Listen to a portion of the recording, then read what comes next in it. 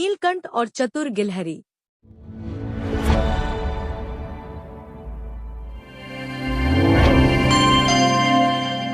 बहुत समय पहले की बात है।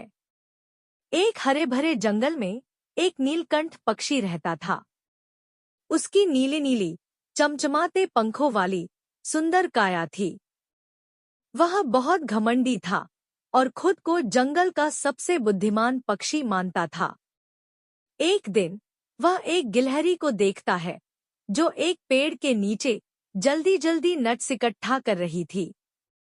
नीलकंठ उसकी ओर उड़कर आया और हंसते हुए बोला, अरे गिलहरी, तुम कितनी मेहनत कर रही हो। उड़ भी नहीं सकती और दिन भर भागती रहती हो। यह कोई जिंदगी है?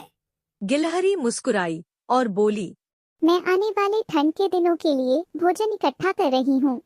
जब बारिश आएगी और ठंड बढ़ेगी तब मेरे पास भरपूर खाना होगा। नीलकंठ उसकी बात को हंसी में उड़ा देता है। वह सोचता है कि उसे खाने की कभी कमी नहीं होगी, क्योंकि वह जंगल में कहीं भी उड़कर भोजन खोज सकता है।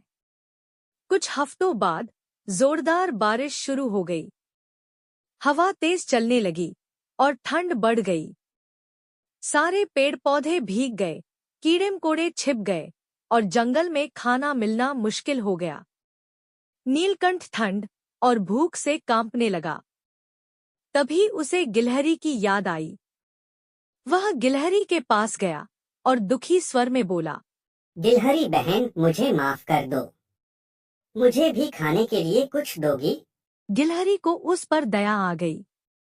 उसने उसे कुछ नट्स और सूखे फल दिए।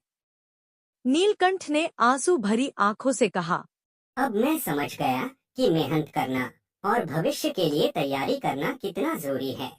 उस दिन के बाद नीलकंठ ने कभी भी छोटे जानवरों का मजाक नहीं उड़ाया और खुद भी मेहनती बनने का निश्चय किया। शिक्षा: हमें भविष्य की तैयारी करनी चाहिए और मेहनत करने वालों का सम्मान करना चाहिए।